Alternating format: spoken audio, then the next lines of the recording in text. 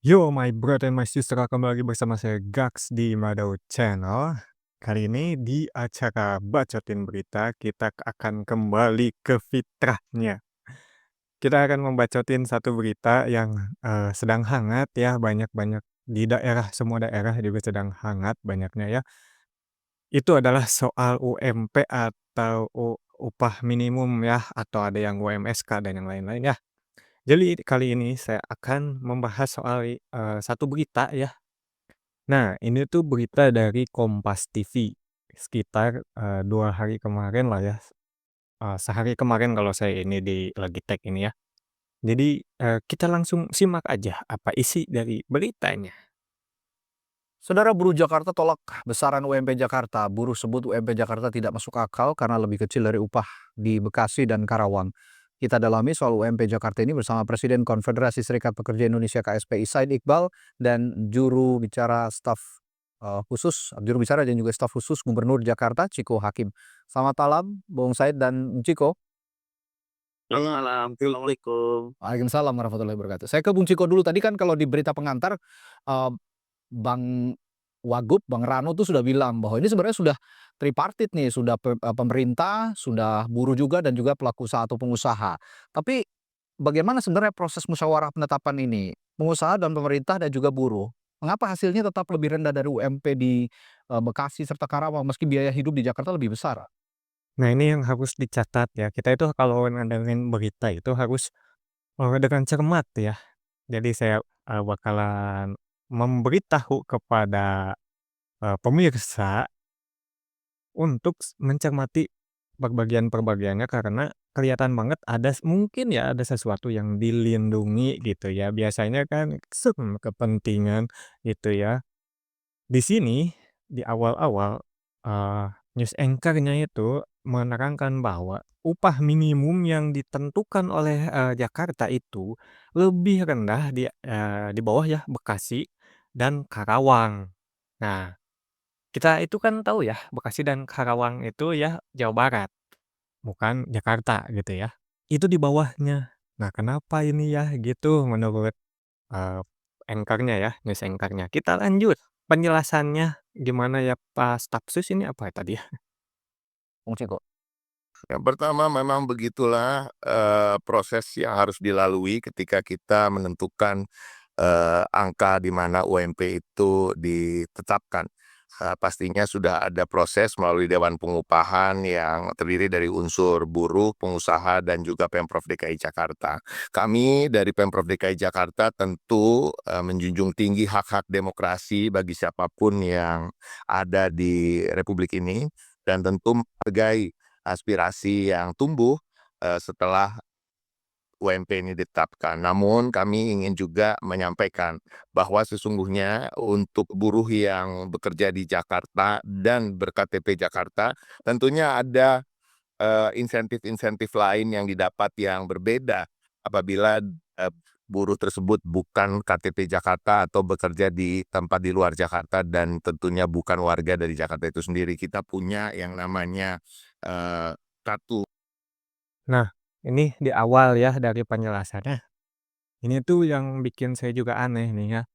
Soalnya kan kita tahu sendiri, kebanyakan juga orang yang kerja di Jakarta itu enggak semuanya tinggal di Jakarta. Kenapa, Pak, ya ini ya? Kenapa? Karena di Jakarta itu biasanya ya harga hunian itu kalau kita beli juga susah dan mahal ya. Dan nomor satu mahal. Dan harga sewa rumah atau mungkin cuman kosan doang ya, itu mahal jauh. Bertempat tinggal di luar Jakarta itu bisa menghemat konsumsinya dan segala macam. Soalnya kalau kita tinggal di suatu tempat itu, enggak cuman butuh tempatnya doang. Kita itu kan pasti berbelanja di situ, pasti menyiapkan bahan makanan tiap hari juga di situ, atau kita nggak masak, beli beli makanan juga pasti di situ. Nah, kalau harganya tinggi, makanannya mahal, bahan dasarnya mahal, apalagi yang lain-lainnya mahal, tidak masuk akal lah ya kehitungannya untuk, setiap bulan mengeluarkan pengeluaran sebesar itu gitu ya. Kalau saya lihat ini solusinya ya pindah aja ke Jakarta, jadi KTP Jakarta gitu biar dapat bantuan. Nah, yang saya, ini mah pengalaman aja pribadi saya ini ya. Saya lihat di sekeliling saya, di daerah saya juga, itu biasanya yang dapat bantuan itu nggak merata, pertama itu. Yang kedua, biasanya buruh-buruh itu kan kalau gajinya itu, lumayan gitu ya, mereka itu nggak dihitung, gitu. Soalnya mereka itu dianggapnya mampu atau menengah gitu. Kan ini yang sebenarnya terjadi di Indonesia itu kelas menengah yang benar-benar terjepit. Mereka itu tidak bisa membeli sebagus daya belinya orang, ekonomi atas, dan mereka juga tidak bisa mendapatkan bantuan, karena tidak termasuk ekonomi bawah. Mereka itu yang spend more, jadi kita itu yang banyak mengeluarkan uang untuk, macam-macamnya, untuk pajak dan segala macam sebenarnya itu yang tengah. Bukan yang atas, bukan yang itu, yang tengah yang sebenarnya yang banyak dimasukin ke pajak itu ya. Kalau nggak percaya cek aja di itu, apa, pendapatan dari pajak-pajak penghasilannya itu kan yang paling tinggi gitu. Nah, kita lanjut lagi ya daripada saya terlalu banyak berkomentar di baru awal-awal nih ya. Pekerja yang juga untuk bisa digunakan, bebas, membayar, terkait dengan tarif-tarif transportasi yang ada seperti MRT, LRT maupun busway, dan itu kalau dihitung subsidinya itu per orang untuk MRT bisa mencapai Rp616.000 per bulan, begitu juga LRT sekitar Rp220.000 dan juga ada Transjakarta juga. Nah, ini artinya sebenarnya apa yang didapat dengan angka 5,73 tadi yang disampaikan, tentunya ada pengurangan-pengurangan karena tadi argumentasinya tentu terkait dengan biaya hidup yang layak. Biaya hidup yang layak ini tentunya mengingat, bagaimana mengeluarkan, dana atau uang untuk bertransportasi di Jakarta itu memang tidak murah, dan itulah masuknya kita ketika kita mengatakan kita akan mensubsidi terkait dengan transportasi. Begitu juga mensubsidi terkait dengan Pamjaya yang tentunya akan formulasikan ke depan bagaimana kita bisa bekerja sama dengan, serikat buruh, termasuk dengan kelompok dari Pak Said Iqbal tentunya untuk bagaimana kita mendata masyarakat yang masuk dalam kategori buruh tersebut, yang kemudian, berlangganan PAM sehingga bisa kita bebaskan dan kita berikan subsidi terkait itu. Dan banyak hal lagi Radi, kalau tinggal di Jakarta dengan KTP Jakarta tentunya ada insentif-insentif yang didapatkan di luar apa yang tidak bisa didapatkan di tempat-tempat lain seperti KJP Plus, seperti juga terkait dengan perumahan misalnya. Banyak rumah susun yang memang disediakan untuk keluarga dengan penghasilan di bawah 7 sekian juta rupiah yang bisa diakses dan sehingga bisa membayar, unit dengan dua kamar yang bersubsidi dengan harga 700.000 per bulannya misalnya. Jadi sebenarnya, kita berharap, teman-teman buruh bisa memahami karena memang kondisi ekonomi dunia maupun nasional yang rasa-rasanya agak sulit untuk kita bisa terlalu progresif. Sesungguhnya kalau dibilang maunya, tentunya maunya Pemprov DKI Jakarta apalagi Pak Gubernur. Cuman memuji-muji doang ya kesananya mah ya. Yang paling disoroti itu kan ternyata mereka itu ya, pemerintah Pemprov Jakarta itu membuat insentif-insentif khusus dan bantuan-bantuan khusus ya, dinilai dapat meringankan. Misalnya rumah susun yang katanya 700.000 per bulan. Bisa kalian komen ya kalau yang ada tahu ya, benar atau enggak ya di sana 700.000 per bulan itu ada kamar 2 ya. Kalau kamarnya cuman satu bilang bohong gitu kan, kamar 2. Dan ini yang logikanya yang aneh gitu menurut saya mah dan ngegampangin pisan. Nah, kenapa? Karena kalau kita pindah rumah apalagi misalkan sudah berkeluarga, berarti kita tuh memindahkan semua kehidupan keluarga kita ke tempat baru. Berarti kalau misalkan anaknya sekolah, sekolahnya harus pindah. Pertama itu, oke lah masuk ke negeri, banyak bantuannya, ada mungkin ada Jakarta Pintar atau dan segala macam ya. Apakah itu bisa nge-cover 100%? Yang kedua itu pasti berarti kalau misalkan nih, pindah 3 orang. suami, istri, dan anak, misalkan ya. Apalagi kalau misalkan kita, masuknya ke standar aja KB, berarti, istri, suami, anak 2. Nah, berarti yang 2 ini kan mungkin masih, sekolah mungkin ya. Kalau kerja mungkin kan makin lebih susah lagi. Nah, tapi ini mah hitung aja dua-duanya masih sekolah. Nah, berarti ke sana tuh udah mindahin 2 orang untuk pindah sekolah, mereka itu harus ngurusin administrasi dan segala macam, udah itu mereka juga harus beradaptasi dan segala macam. Nah, belum istrinya juga nanti belanjanya juga menyesuaikan, belum nanti ini teh kan berarti 4 lambung, 4 perut yang mereka pindahkan dari misalkan Jawa Barat ke, DKI Jakarta. Nah, berarti yang biasanya misalkan satu orang itu perharinya mengeluarkan uang 50.000 di luar Jakarta, di Jakarta bisa mungkin jadi 150.000 mungkin ya, atau ya 150.000 lah kalau saya hitung-hitung, soalnya saya pernah juga sekali cuman seminggu 2 minggu, sehari 2 hari gitu ke sana. Nah itu tuh satu hari sekali makan saya nggak mungkin kurang dari 30.000 gitu, kalau mau makan enak 50.000 gitu biasanya. Jadi 30.000, 20.000 ke atas 30.000 gitu sekali makan aja, belum minumnya, belum rokok, belum segala macam. Itu tuh apakah orang-orang ini sanggup? Jadi bukan sesederhana kita tuh mindahin orang, "Ayo pindah ke Jakarta," gitu ya, kayak mungkin istilahnya waktu dulu mah disebutnya Jakarta Dream ya. Pindah ke Jakarta untuk kehidupan yang lebih baik, tapi kita mah semakin hari semakin sudah paham bahwa, mungkin kalau kerja di Jakarta baik, tapi kalau hidup di Jakarta dan di berita-berita yang lain juga ada yang, menyoroti soal berkurangnya, lahan-lahan hunian di Jakarta karena sudah ini, nah gitu ya. Dan, anak muda di Jakarta tidak bisa membeli rumah, itu kan udah banyak lah ya berita-berita di situ. Nah, jadi kita lanjut aja nih, gimana kesananya pembelaannya Pak ini nih, Pak Said ya, meskipun, beliau itu adalah, ketua buruh juga, tapi kalau tidak salah beliau juga mempunyai jabatan di partai buruh gitu ya.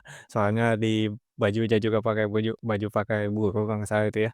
Semoga, jawabannya memuaskan kami ya.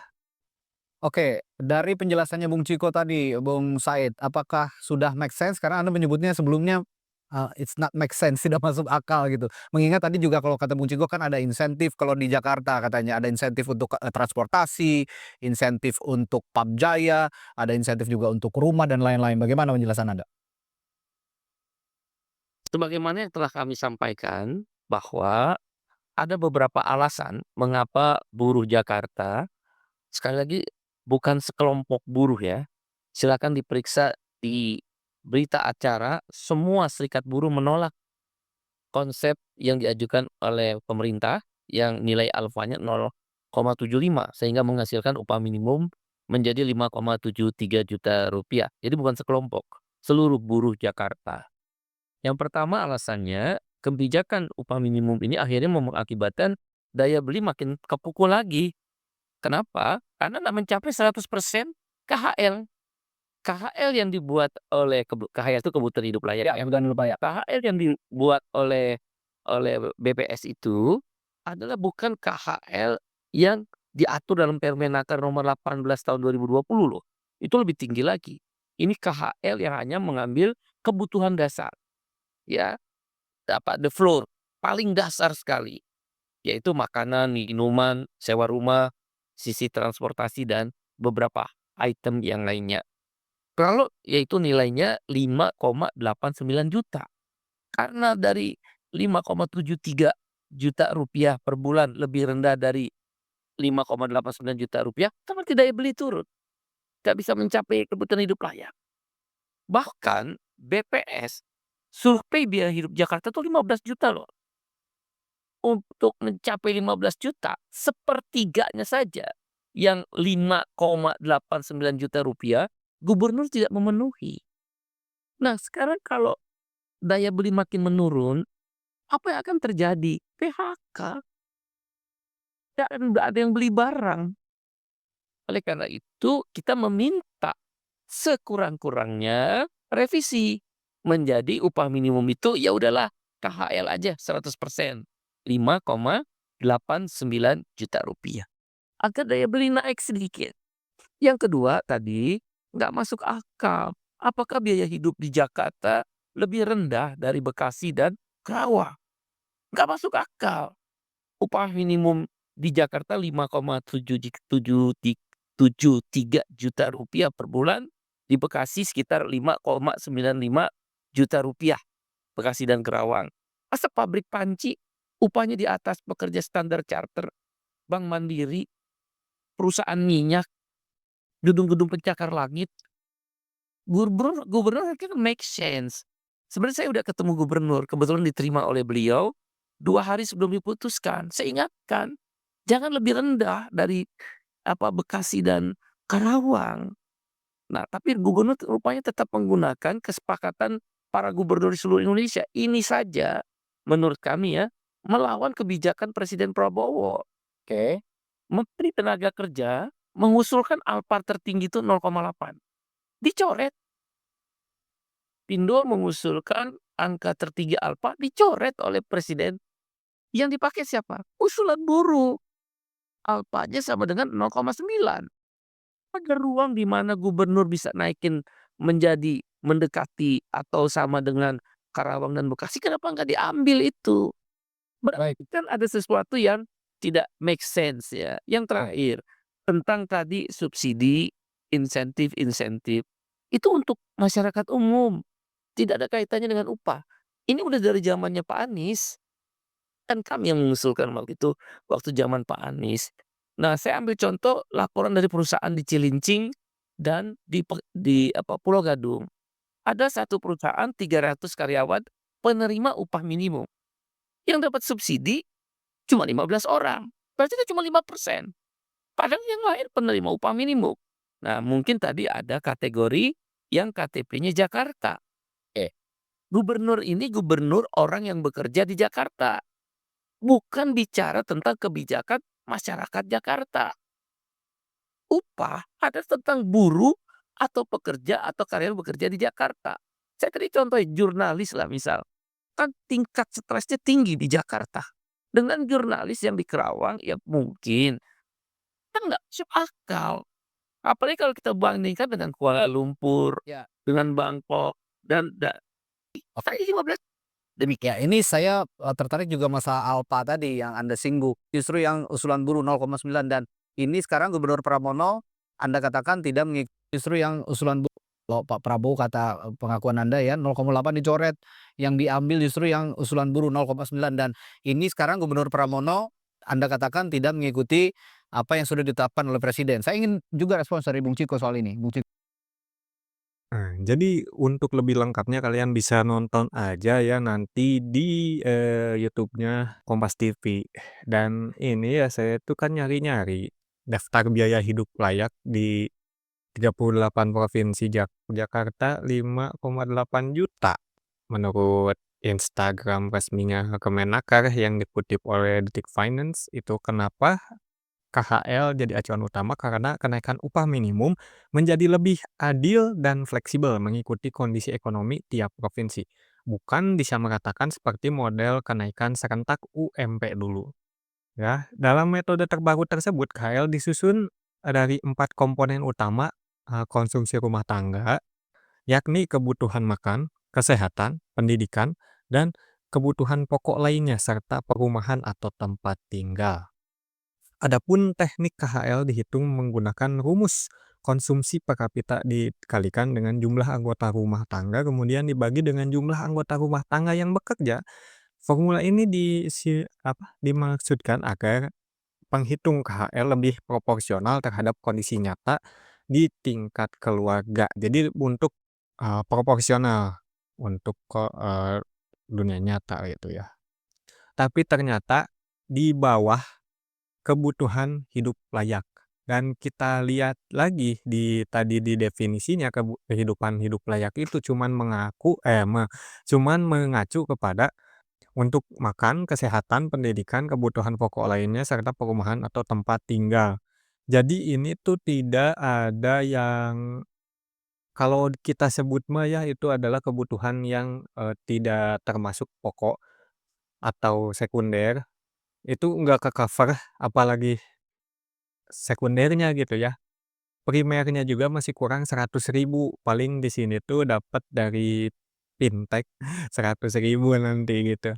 Dan kita bandingkan ini menurut Detik ya, Detik masih menurut Detik Finance, itu yang paling dekat Jakarta adalah Jawa Barat. Jawa Barat itu cuman 4 juta tapi Bekasi 6 juta ya.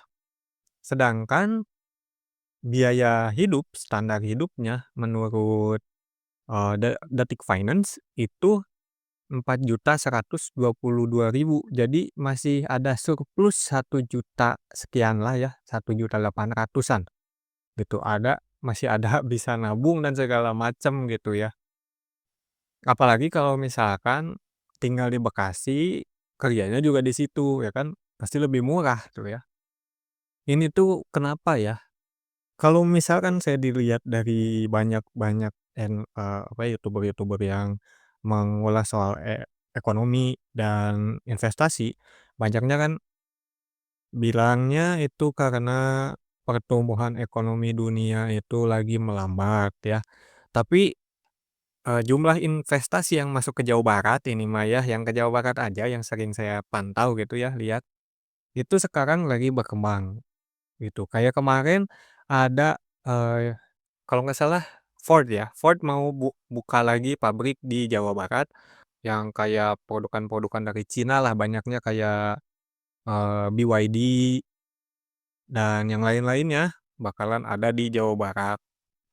Kalau kita itu kan, kepikirannya kalau kita mau buat usaha, apalagi pabrik, pasti dibutuhkan itu upah yang minimum, yang paling kecil sekali, dan kita itu akses ke dermaga dan ya fasilitas-fasilitas ya, untuk, infrastruktur distribusi dan yang lain-lainnya.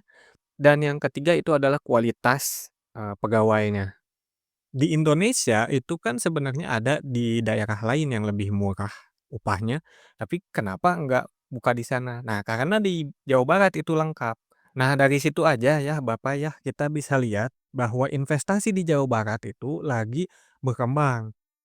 Dan bukan cuman di Bekasi, tapi di Sumedang, Subang, Majalengka, itu dibuat sekarang ya, industri naik dan segala macam.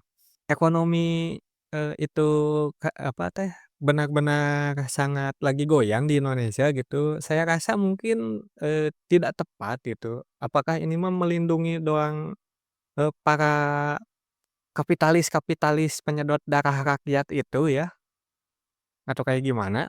Nggak tahu saya mah Bapak ya.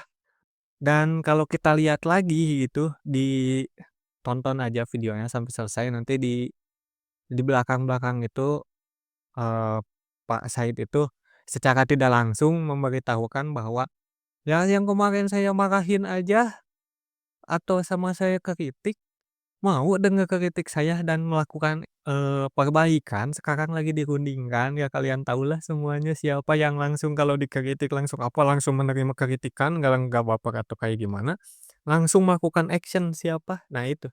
Ini tuh berbanding terbalik dengan Jakarta. Biasanya waktu dulu Jakarta menjadi spot yang sangat seksi untuk orang bereksperimen dengan kebijakan-kebijakan dan langsung membuat fenomena untuk mendaftarkan namanya secara tidak langsung dalam 2029 nanti gitu ya. Tapi ini mah malah akan makin nyungsep Bapak. Ya mungkin segitu aja, terima kasih udah nonton dan jangan lupa kalian like kalau kalian suka. Kalau kalian, pengen mengikuti saya terus dengan bacotan-bacotan berita seperti ini bisa kalian subscribe dan nyalakan tombol notifikasinya. Terima kasih sudah menonton.